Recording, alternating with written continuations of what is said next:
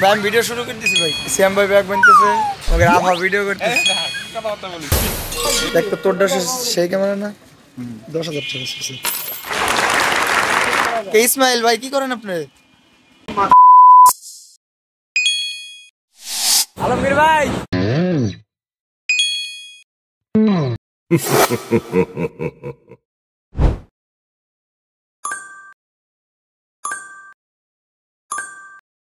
শ্যাম ভাই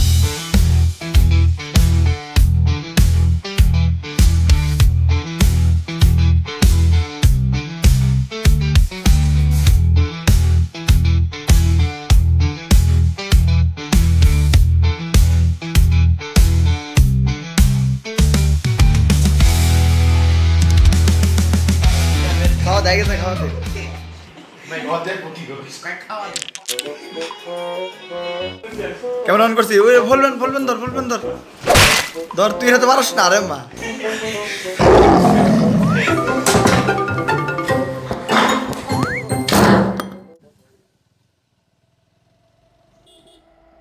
যাত্রা শুরুটা ছিল পাহাড়ের সেই নির্জন পথ ধরে।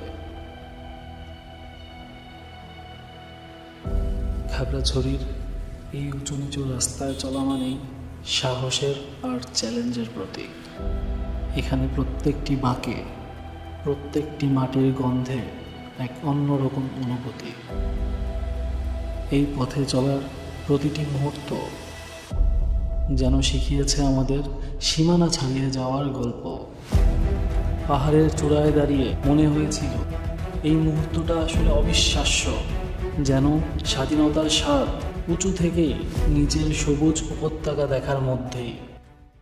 কিন্তু এখানেই থেমে থাকবো না, আরো দূরে যেতে হবে, আরো অনেক কিছু দেখতে হবে।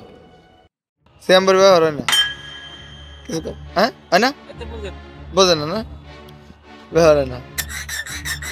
আফা কোনো সমস্যা দিল কিনা? আর মানুষ প্যান্টটা খুলে দে।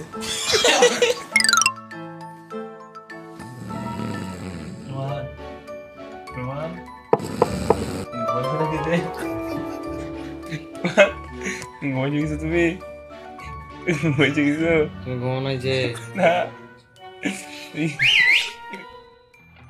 পাহাড় ছাড়িয়ে এবার আমরা নামছি সমুদ্রের দিকে। গন্তব্য কক্সবাজারের বিস্তীর্ণ সৈকত। যখন প্রথম সমুদ্রের শব্দ কানে আসে আর দূর থেকে নীল সাগরের ঝলক দেখা যায়, মনে হয় আসলেই এক বিশাল পথ পাড়ি দিয়েছি। খাগড়াছড়ির পাহাড় থেকে কক্সবাজারের সাগর যেন প্রকৃতির দুই ভিন্ন রূপের সাক্ষাৎ। পাহাড়ের নির্জনতা আর সাগরের মুক্ত ঢেউ, এই দুইয়ের মাঝে ছুটে চলার অভিজ্ঞতা এমন কিছু যা শুধু একজন মোটরসাইকেল রাইডারই অনুভব করতে পারে।